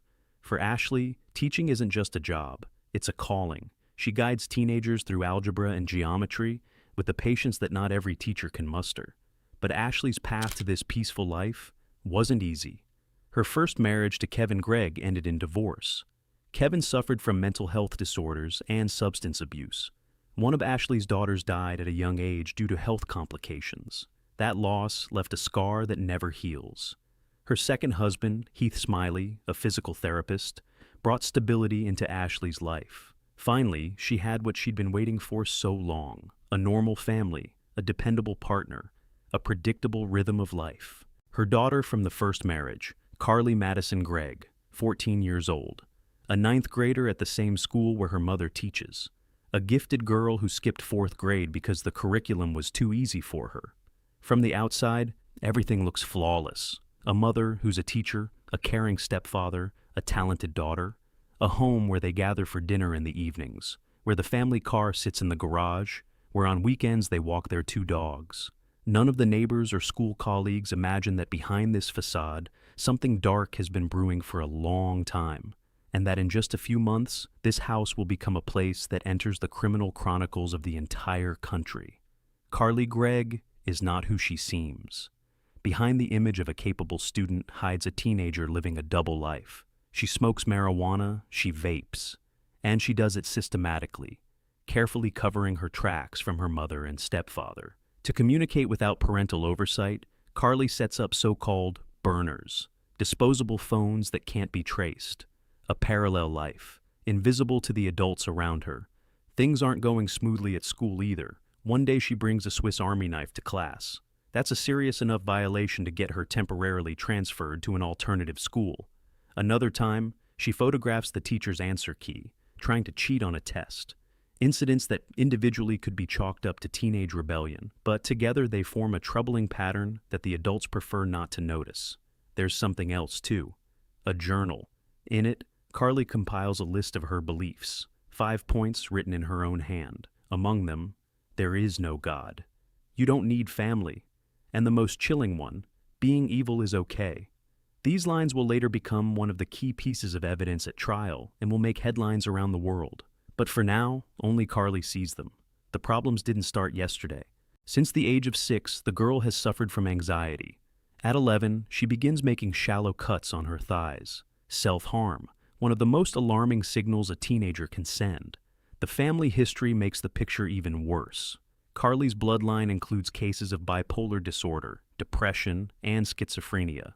The genetics are loaded like a compressed spring. But there's one detail that doesn't fit any pattern. Stepfather Heath will later testify in court. Carly never showed any interest in guns. He and Ashley used to go to the shooting range and invited their daughter to come along. She always refused. Firearms didn't appeal to her. Until one specific day in March of 2024. March 12th, 2024. Exactly 1 week before the day that changes everything. Carly Gregg goes to a routine appointment with her psychiatrist. She complains about the side effects of Zoloft, the antidepressant she's been taking for some time. She says she feels like a zombie. No emotions, no energy, as if someone switched her off from the inside. The doctor decides to change her medication. He prescribes a transition to Lexapro, another antidepressant from the same class. But there's an important condition. You can't quit Zoloft cold turkey. The dose needs to be tapered gradually over several days, while simultaneously starting Lexapro. This is a standard procedure that any psychiatrist knows. Abruptly stopping an antidepressant can trigger what's known as discontinuation syndrome, dizziness, anxiety, mood swings, and in some cases, bursts of unexplainable aggression. Carly doesn't follow the instructions. She drops Zoloft immediately, in a single day, and starts taking Lexapro right away. One drug cuts off, the other hasn't had time to reach full effect yet. Between them opens a window in which the teenager's brain is left without its usual chemical support. Nobody monitors exactly how Carly takes her pills. Nobody knows she's broken the protocol. March 18th, one day before the tragedy. Carly goes to a session with her therapist, Rebecca Kirk. It's one of their regular meetings, one of many over the past months. Kirk conducts a standard assessment. The result? No warning signs whatsoever. No suicidal thoughts, no aggression, no indication that the medications are affecting her negatively. Carly appears stable, calm, and perfectly fine. Kirk notes in the file, patient's condition unremarkable. 24 hours later, this same patient will pick up a revolver, and nothing in the therapist's records will explain why. March 19th, 2024. An ordinary school day at Northwest Rankin High School. Classes, breaks, the cafeteria, hallways packed with teenagers. Ashley Smiley teaches math in her classroom. Carly sits in class somewhere in the adjacent wing of the same building, mother and daughter under one roof, but in different worlds. On this very day, one of Carly's close friends decides to do something that takes real courage for a teenager. He goes to Ashley Smiley, not to the school counselor, not to the principal, not to another teacher, directly to his friend's mother, because he is genuinely alarmed by what's happening with Carly. The boy tells Ashley everything: the marijuana, the vaping, the backup phones Carly uses to carry on secret conversations, hidden from her parents. The scope of the problem is far more serious than typical teenage mischief. The friend sees Carly heading down a dangerous path and understands. If adults don't step in right now, it'll be too late. Ashley reacts instantly. She doesn't put off the conversation until evening, doesn't wait for the weekend, doesn't consult her husband. She drives home and goes up to her daughter's room. She searches it. She finds exactly what the friend warned about: marijuana, vape pens, burner phones. Her daughter's secret life materializes in concrete objects laid out on the bed. Ashley prepares for a serious talk. She's an educator. She knows how to talk to troubled teenagers. She knows you have to be firm, but not cruel. That confrontation should lead to resolution, not rupture. Carly comes home from school, opens the door, and sees that all her secrets are no longer secrets. Her mother knows everything. The friend told her. The world she so carefully constructed is collapsing before her eyes. What goes through the mind of a 14-year-old in that moment, nobody knows. But within the next hour, it won't matter. Because what comes next is action. Around 4 in the afternoon, Carly Gregg does something nobody expects. She walks into her mother and stepfather's bedroom, gets down on her knees in front of the bed, and pulls out a revolver from underneath it. It's a .357 Magnum, a powerful weapon belonging to Heath Smiley. The girl who never showed interest in shooting and always refused to go to the range with her parents now holds a loaded gun in her hands. She knows where it's kept. The security camera in the kitchen is running. It captures every movement. On the footage, you can see Carly walking through the house with the gun behind her back. She knows where the camera is positioned and hides the weapon from the lens. These are not the chaotic movements of someone in a state of shock. This is calculation. A deliberate effort to conceal her intentions from the recording device. Carly enters the room where Ashley is, the mother who an hour ago discovered her daughter's stashes, the mother who was preparing for a difficult but necessary conversation. 3 shots, all 3 to the head. Ashley Smiley, a 40-year-old teacher, a loving mother, a woman who survived divorce, the loss of a child, and finally found peace, is killed instantly. The camera doesn't capture the moment of the shots themselves, but it records the sound, gunshots, a scream, and then silence.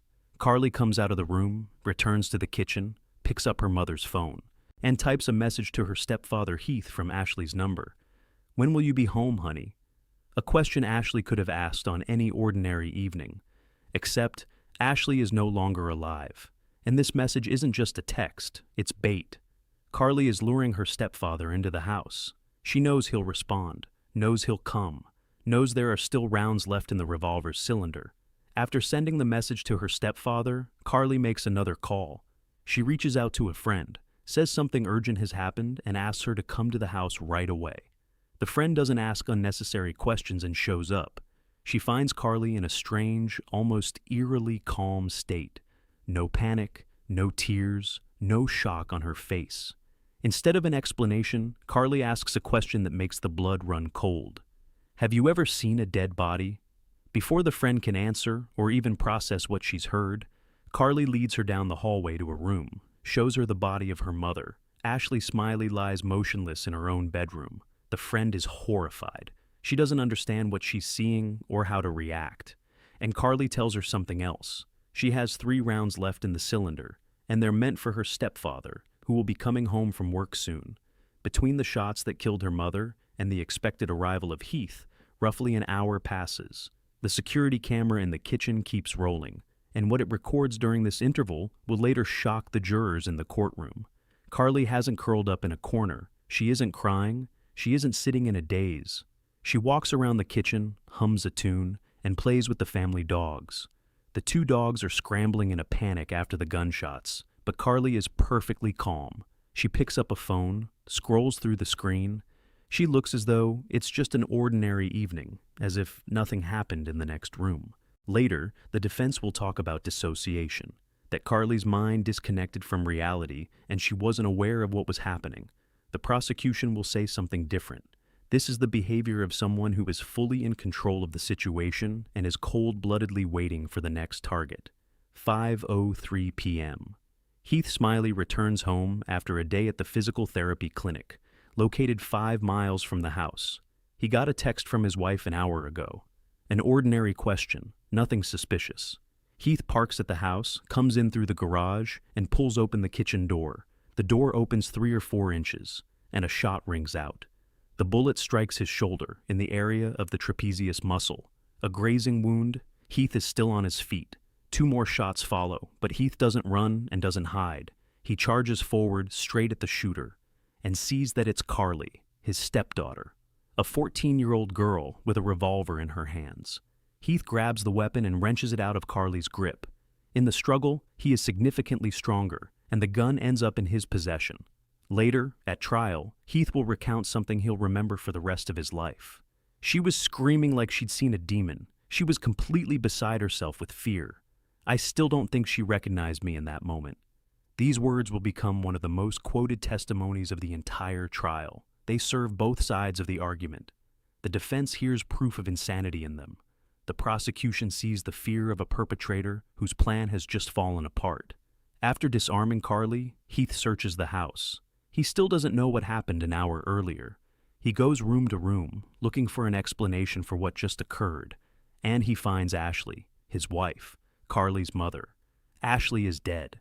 Heath grabs his phone and dials 911.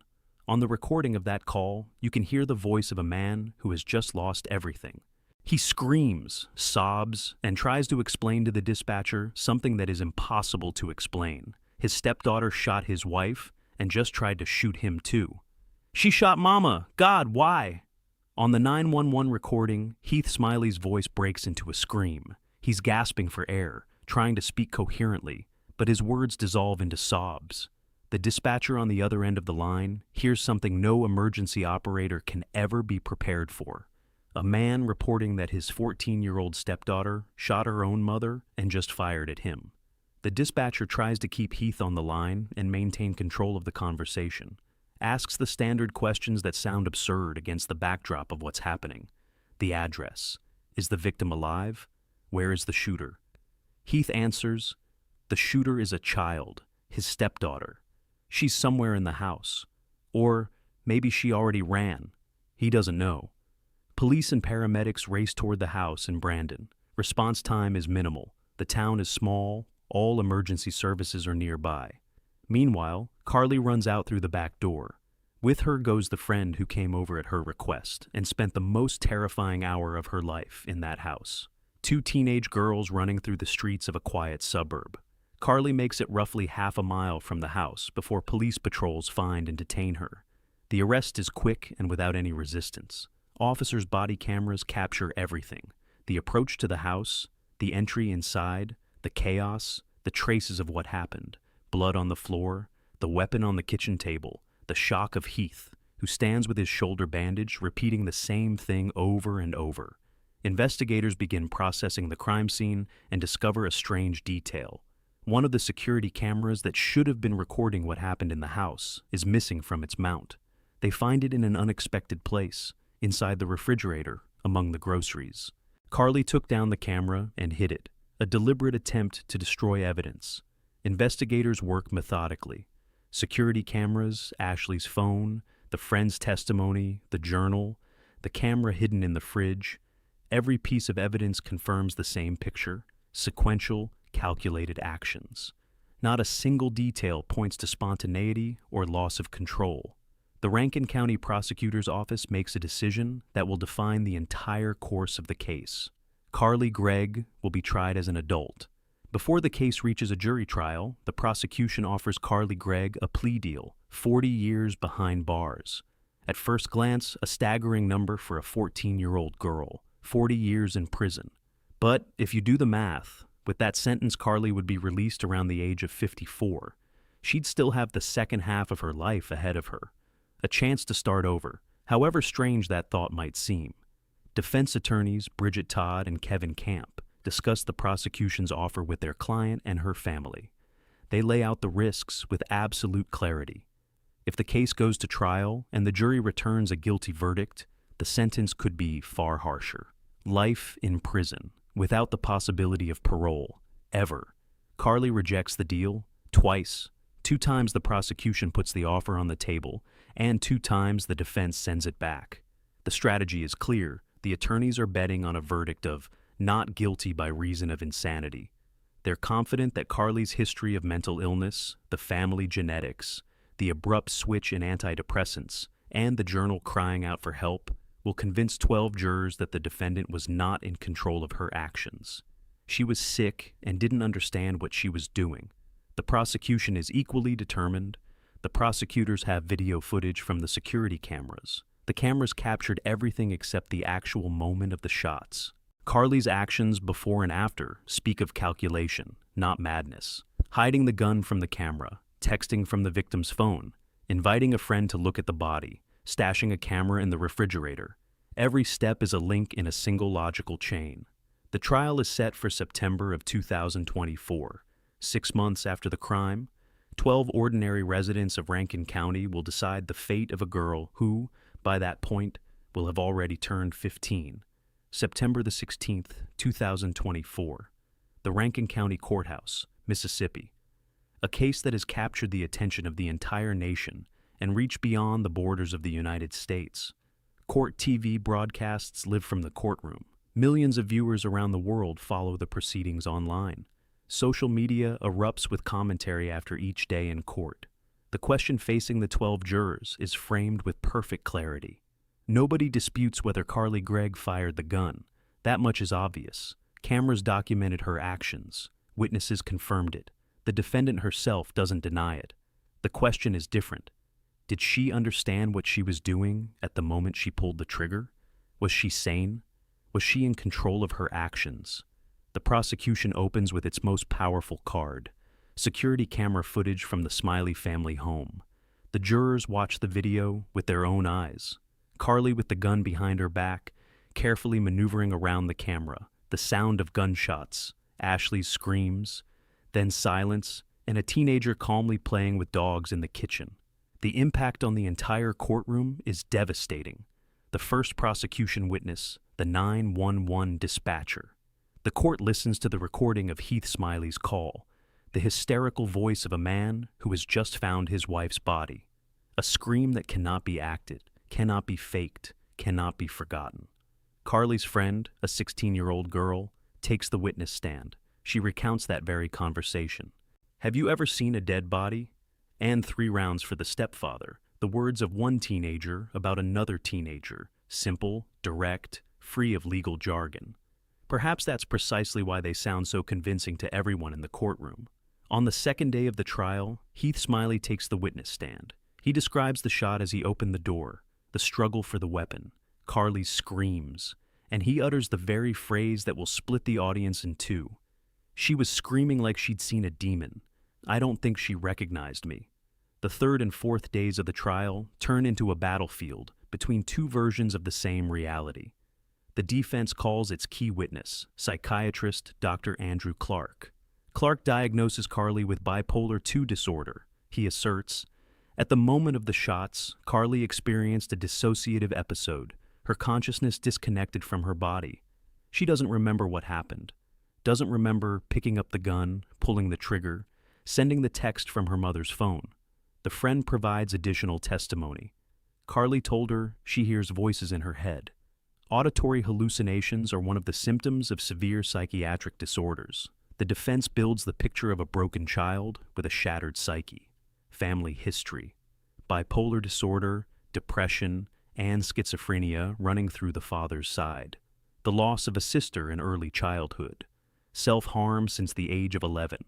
And an abrupt switch in antidepressants 1 week before the tragedy, which may have been the final push for a fragile teenage mind. The prosecution responds with its own expert. Psychiatrist Dr. Jason Pickett takes the stand and methodically dismantles the defense's arguments one by one.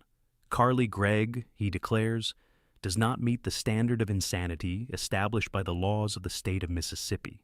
She knew the nature and quality of her actions. She understood that she was shooting at a living person.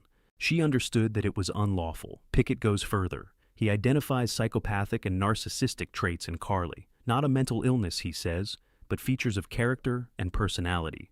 Therapist Rebecca Kirk confirms. The day before the crime, Carly appeared completely stable. Not a single warning sign. Not a hint of an approaching crisis. Two experts, two diametrically opposed conclusions about the very same person. One version, a sick child who lost control. The other, the cold calculation of a teenager who knew exactly what she was doing. The jurors must choose which of the two pictures they trust. September 20th, 2024, the fifth and final day of the trial. Closing arguments are complete. The prosecutor delivers a final statement that will make every news feed in the country. Carly Gregg is evil. It's not easy to say that about a 15-year-old child. But the truth is, sometimes evil comes in young faces. Words that sound harsh and uncompromising. But the prosecution is certain. The jurors have seen enough to understand what they mean. The defense, in its closing, asks the jurors to see not a monster, but a sick child. A child who was screaming for help in her journal, who was cutting her own thighs at 11, whose pills were being swapped like cards in a deck, with no one monitoring the consequences for her fragile mind. The 12 jurors retire to deliberate. 2 hours. That's exactly how long the discussion lasts. 120 minutes to decide whether a 15-year-old girl will spend the rest of her life behind bars. The verdict, guilty, on all 3 counts. First, premeditated murder in the first degree. Second, attempted murder. Third, destruction of evidence. In the courtroom, a scene unfolds that court TV cameras broadcast live to the entire nation. Carly Gregg, who throughout the trial would occasionally smile and giggle, suddenly begins to sob. The smile vanishes instantly. In its place, tears that weren't there for all 5 days. The judge reads the sentence, 2 life terms without the possibility of parole, for the murder of her mother and the attempted murder of her stepfather, plus 10 years for the destruction of evidence. Carly Gregg becomes one of the youngest people sentenced to life in prison in the modern history of the state of Mississippi. She is just 15 years old, and she no longer has any future beyond prison walls. The 40 years she turned down now seem like a gift from fate. Carly Gregg is transferred into the Mississippi Department of Corrections system. Her inmate number is registered in the department's database. A 15-year-old girl begins a life that has no end prescribed by law. Her biological father, Kevin Gregg, gives an emotional interview to television station WLBT. He talks about early warning signs. As a child, Carly underwent equine therapy because of auditory hallucinations. She was hearing voices as early as 6 or 7 years old. However, it will later emerge that some of his claims are not supported by documentation, casting doubt on the reliability of this testimony. The defense attorneys file an appeal with the Mississippi Supreme Court, a 75-page document with 3 key arguments. First, state law prohibits sentencing a minor to life without the possibility of parole. Second, the compressed timeline for trial preparation deprived the defense of the opportunity to build a proper strategy. Third, the prosecutor misled the jury by stating that under a standard sentence, Carly could be released in as little as 1 year, a claim that is demonstrably false. Society is split. Some believe the justice system got it right. A brutal crime deserves a harsh punishment, regardless of the perpetrator's age. Others see in Carly's case a failure of every system that should have protected her: psychiatric, educational, familial. A website called Justice for Carly Gregg is created, where supporters of a case review collect signatures. The question transcends a single case and becomes part of a larger national conversation. How should the justice system treat teenagers who commit adult crimes? Where is the line between punishment and vengeance? And can a 15-year-old person change? Or is a sentence with no chance of release an admission that they are lost forever? Ashley Smiley cannot weigh in on this debate. Her voice went silent on March 19, 2024. Forever. A 19-year-old British kid leaves a party in Tenerife with two strangers. The next morning, he calls his friend from a mountain ravine. Lost, no water, phone at 1%. The line goes dead. For 29 days, the entire world watches the search unfold. 30 million videos on TikTok, dozens of conspiracy theories, a fundraiser pulling in £72,000, and accusations of fraud. When they finally find his body at the bottom of a gorge, the answer turns out to be simpler and more terrifying than any conspiracy. The story of Jay Slater is a story about how a chain of small decisions spirals into an irreversible catastrophe. In June of 2024, Jay Slater from the small English town of Oswald Twistle flies abroad for the first time without his parents. He works as an apprentice bricklayer in Lancashire, saves up money, and dreams of a real adventure. Tenerife, the largest of the Canary Islands, is the kind of place where young Brits feel free from the rules back home. Jay arrives with a group of friends, including Lucy May Law. They check into Los Cristianos, a resort town on the southern coast, packed with bars, cheap restaurants, and nightclubs. For Jay, it is the perfect holiday. Sun, ocean, music, and zero supervision.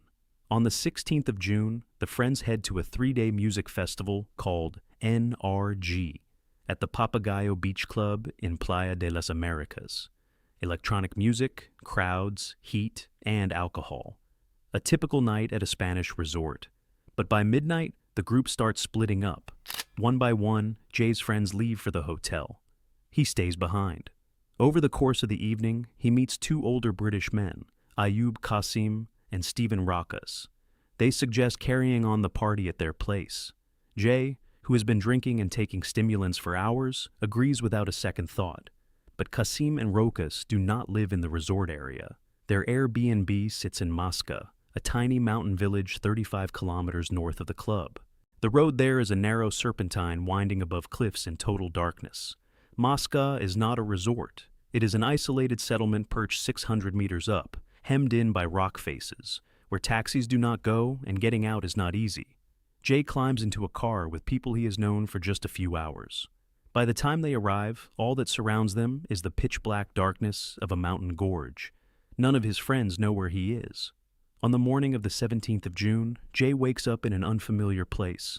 Casa Abuela Tina, as the rental is called, sits on the edge of a slope overlooking the Atlantic Ocean. Around 7:30 in the morning, Jay posts a photo on Snapchat.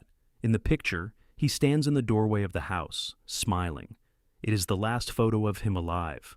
Ayub Qasim, the one who booked the rental, gets up and offers to drive Jay back to Los Cristianos. But Jay refuses. He is in a hurry and does not want to wait for anyone. The owner of the neighboring house, Ophelia Medina, steps outside and sees the young Englishman. Jay asks about a bus. Ophelia does not speak English, but with hand gestures she holds up her fingers. 10. The bus comes at 10 in the morning, but Jay does not want to wait 2 hours. He decides to walk. The distance from Masca to his hotel in Los Cristianos is 45 kilometers through a mountain range. On foot, that is at least 10 hours on a good road. But there is no good road here. There are narrow trails, cliff edges, and the gorges of Tina Rural Park. Jay has no water, no map, and his phone is almost dead. 15 minutes after their conversation, Ophelia gets in her car and drives toward Buena Vista del Norte. On the road, she spots Jay. He is walking at a brisk pace, but not downhill toward the bus stop. He is walking uphill, into the mountains, in the wrong direction. Ophelia drives past. This is the last time anyone sees Jay Slater alive. At 8:21, Jay's phone makes a video call to his friend Bradley Geoghegan. Jay says he is somewhere in the mountains. There are no roads, no people, no signs around him. He does not know which way to go. His voice sounds confused, but not yet afraid. The call cuts out. 11 minutes later, at 8:32, Lucy May Law calls Jay. The conversation lasts 2 minutes, and within those 2 minutes, the picture changes. Jay is no longer just lost. He says he is in the middle of the mountains with nothing around him. His phone shows 1% battery. He has no water and is desperate with thirst. He cut his leg on a cactus. He missed the bus and is trying to walk, but he does not know where. Lucy tells him to turn around and go back to the village. But for some reason, Jay keeps going forward. At 8:50, Jay calls Lucy one last time. The conversation lasts 22 seconds. What exactly he manages to say in those seconds, Lucy later cannot recall in detail. The line drops for good. The geolocation of his phone's final signal points to the territory of rural Detano National Park, a wild mountain landscape with gorges hundreds of meters deep. At 9:04, Lucy calls the police and contacts the British Embassy. Jay Slater is officially declared missing. Only 14 minutes have passed since his last call, but finding him will take another 29 days. The Guardia Civil, Spain's military police force, launches a search operation in the mountains surrounding Mosca. A helicopter goes up. Drones with thermal cameras scan the gorges and slopes from above. Specially trained search dogs are flown in from Madrid, animals trained to locate people in hard-to-reach terrain. Mountain rescue teams begin combing the trails, rock slides, and sheer cliff faces of Teno Park. The search area is enormous. Rural Detano National Park is a labyrinth of gorges, canyons, and volcanic ridges. Some sections require specialized equipment and are inaccessible without preparation. Daytime temperatures hit 30 degrees in the shade, and on exposed rock under direct sun, they climb above 40. For a person with no water and no shelter, these are lethal conditions. Jay's friends put together a description for the police: white t-shirt, shorts, sneakers, black backpack. Bulletins spread across the island. On the 18th of June, the day after the disappearance, Jay's mother, Debbie Duncan, and his older brother, Zach, fly from Manchester to Tenerife. They arrive in Mosca and join the Search Coordination Center. At the same time, police interview the two men from the Airbnb, Ayub Qasim and Stephen Rakas. They are the last people to have seen Jay before he walked into the mountains. Both give statements and shortly after fly back to the United Kingdom. Police announce that they have no connection to the disappearance. This decision triggers a wave of disbelief and outrage online. How can you let the key witnesses leave so quickly? On the 19th of June, a tip comes in. Someone resembling Jay has been spotted in the south of the island, in the tourist zone of Los Cristianos. Police redirect some of their resources to check. They review surveillance camera footage near Santiago del Teide. One clip shows a blurry silhouette, but identification proves impossible. The lead turns out to be a dead end. Jay is not in the south, but while the police chase false leads, something far more explosive surfaces online. The night before his disappearance, Jay had sent messages on Snapchat. In one of them, he brags that together with a Mali guy, he stole a Rolex watch worth £12,000 and planned to sell it. In another message, the watch in question is an Audemars Piguet. These posts instantly go viral. Millions of people around the world read Jay's words and start building theories. One theory: Jay really did steal expensive watches from someone at the party, and the owner tracked him down in the mountains. Another: he was kidnapped by drug traffickers linked to Moroccan criminal networks operating in the Canary Islands. A third: he fell victim to revenge over debts. Jay's ex-girlfriend publicly states on social media that she suspects a kidnapping. The family is buried under an avalanche of messages from strangers demanding answers, making accusations, and proposing their own investigations. Every new Snapchat message spawns 10 new theories. Nobody knows what actually happened, but everyone has a version. The Jay Slater case becomes one of the most discussed events on social media during the summer of 2024. Under the hashtag #JaySlaterOpinions, more than 30 million videos appear on TikTok. Tens of thousands of people who have never set foot on Tenerife study Google Maps, satellite images, trace routes, and construct their own versions of what happened. Everyone believes they know what happened to Jay. Some go further than studying maps. 29-year-old TikTok blogger Paul Arnott buys a 400-pound ticket and flies to Tenerife to personally join the search. Another volunteer, Callum Fahim, also arrives on the island. Jay's mother, Debbie Duncan, publicly thanks both of them for their help. But most internet detectives produce not answers, but chaos. People seriously accuse the mafia, sharks, local police, and even Jay himself of the disappearance, claiming he staged the whole thing for GoFundMe money. Debbie calls the conspiracy theories vile and begs people to stop. But stopping an avalanche is impossible. The situation creates a real problem for the search. Crowds of bloggers with cameras descend on Masca and hike into the mountains, endangering both themselves and the rescue workers. On the 21st of June, a 51-year-old Scottish tourist has to be emergency evacuated from a gorge. He came to help with the search and got himself trapped. Police are forced to restrict access to the search area. The mountains of Tenerife turn into a set for a reality show that nobody controls. Lucy Maylaw, Jay's friend and the last person to speak with him on the phone, creates a GoFundMe page. The goal is £30,000. The money is needed for the family's accommodation on Tenerife, to pay for private rescue teams, and for volunteer equipment. Within the first week, the fund raises £48,000, nearly double the stated goal. People all over Britain donate, wanting to help the family of a missing teenager. But along with the donations come the accusations. In the comments under the fundraiser and on TikTok, hundreds of messages appear. The family is profiting from the tragedy. The mother knows the truth and is hiding it. The money is not going toward the search. Volunteer Callum Fahim, who flew to Tenerife and participated in the search, publicly claims he was never paid for his work. The family responds, a transfer of £740 was made, with bank transaction confirmation to prove it. But the internet does not need proof. TikTok users accuse Debbie Duncan of fraud. She starts receiving threats. The fundraiser does not stop even after Jay's body is found. The final total reaches £72,821. The money covers the costs of the search operation, the family's stay on the island, the repatriation of the body back to England, and the funeral arrangements. In November of 2024, the family publishes a detailed final expense report and closes the fund. But for thousands of people online, the report changes nothing. The accusations continue. On the 30th of June, the 14th day of the search, the Guardia Civil announces the operation has been called off. All accessible areas have been searched. Helicopters, drones, and dogs have yielded nothing. There are no new leads. The official statement reads like an admission of a dead end. For Jay's family, it is a devastating blow. For the internet, it is confirmation of their worst suspicions.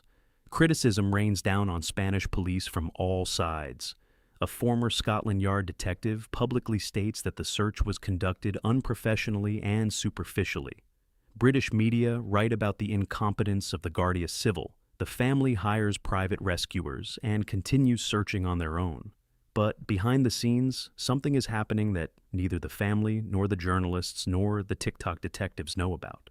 The reports of the search being fully called off turn out to be inaccurate. By order of a Spanish court, the search continues quietly, in secrecy. The reason for the blackout is not indifference, but pragmatism. Every time the media reports on the search, dozens of bloggers and onlookers flood into Masca. They get in the way of rescue workers, put themselves in danger, and force police to divert resources to evacuate them. The court decides, let the world think the search is over. That way, the rescuers can work in peace. Days pass, then weeks. June turns into July. The mountains of Tino keep their silence. Not a trace, not a signal, not a single find. Hope of finding Jay alive fades with each passing day. But the family refuses to accept the worst-case scenario. Debbie Duncan keeps going live and asking people not to give up the search. She does not yet know that the answer is very close. On the 15th of July, exactly 29 days after the disappearance, the Guardia Civil releases a brief statement. Human remains have been discovered in the Juan Lopez ravine, not far from the village of Masca. The location is in a hard-to-reach zone, and a helicopter is called in for the recovery. Next to the body lie personal belongings, clothing, shoes, a black backpack. 20 meters from the remains, a bag containing a mobile phone, a passport, and canisters of nitrous oxide. The discovery point is roughly a 20-minute walk from the spot where Jay's phone last transmitted a signal. All this time, the body had been lying very close to the search zone, but the gorge is so deep and inaccessible that neither drones nor dogs were able to detect it earlier. The body has undergone severe mummification due to the heat and constant exposure to sunlight. Identification is carried out not by appearance, but by fingerprints and DNA analysis. On the 16th of July, Spanish authorities officially confirm that the remains belong to Jay Slater. His mother, Debbie Duncan, releases a statement. "Our hearts are broken. We cannot find the words." 29 days of hope, searching, conspiracy theories, and accusations end with a single line from a police report. Jay was not kidnapped. He was not hiding. He did not stage his disappearance.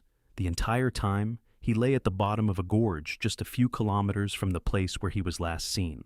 The preliminary findings of the forensic examiners leave no room for speculation.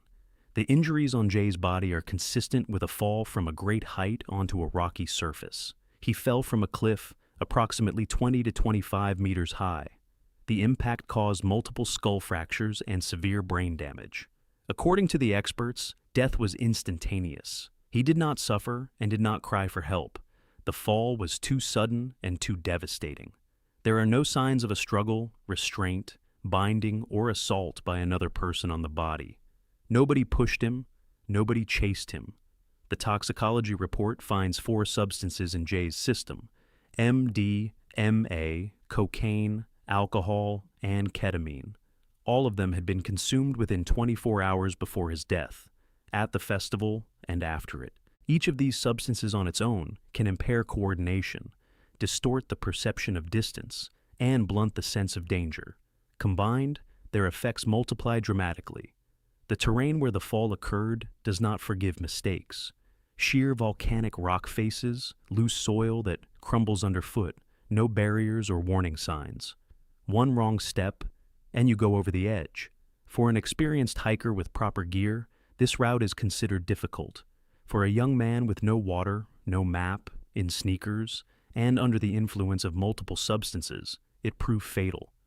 Mountains do not distinguish between bravery and recklessness. In May of 2025, an inquest into the death of Jay Slater opens at Preston Coroner's Court. Senior Coroner James Adderley calls witnesses, friends, acquaintances, police officers, and medical experts. The court's task is to establish the circumstances and the official cause of death. For the family, this is the last chance to get answers to the questions that have tormented them for nearly a year. Ayub Qasim gives testimony. He confirms that he offered to drive Jay back south, but Jay refused and insisted on leaving on foot. Qasim states that Jay was in a rush and kept repeating, "I need to get out. I need to go." The court then turns to the watch story. Qasim explains, outside the club, there was a Romanian street vendor selling fake watches. He offered his merchandise to Sazim and Jay. Qasim declined. Whether Jay took the counterfeit watches and bragged about them on Snapchat, Qasim does not know. But they were not real Rolexes. The coroner's conclusion, the watches have no bearing on subsequent events. Lucy May Law confirms the content of the final phone calls and describes how she immediately contacted the police. Medical experts present the results of the autopsy and toxicology. The picture comes together as consistent and unambiguous. Not a single piece of evidence points to the presence of another person. Not one of the conspiracy theories finds support in the case materials. All the ghosts that the internet spent a year hunting turn out to be illusions. On the 25th of July, 2025, Coroner James A. Dealey delivers the verdict. Jay Slater died as a result of a misadventure. He fell from a height in a particularly dangerous spot on challenging mountain terrain. There is no evidence that anyone threatened him, pursued him, attacked him, or that he was in a state of fear of anyone.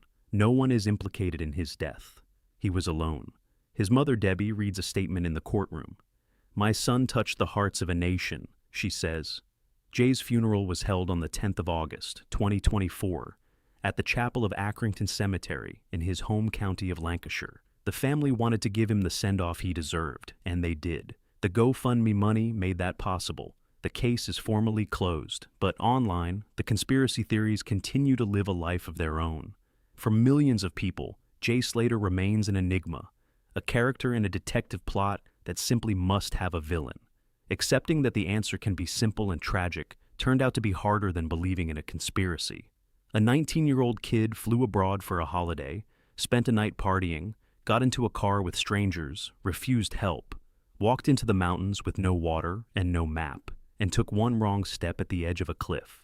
Each of those decisions on its own seemed small. Together, they formed a chain that the mountains of Tenerife did not forgive.